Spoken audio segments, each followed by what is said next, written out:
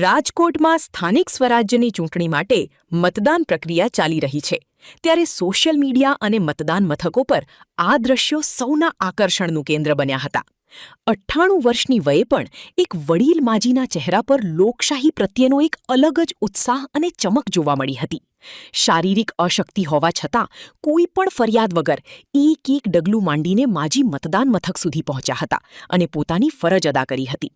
માજીએ આ ઉંમરે મતાધિકારનો ઉપયોગ કરીને સાબિત કરી દીધું છે કે જો મનમાં રાષ્ટ્ર પ્રત્યેનો સંકલ્પ હોય તો ઉંમર માત્ર એક આંકડો બની રહી જાય છે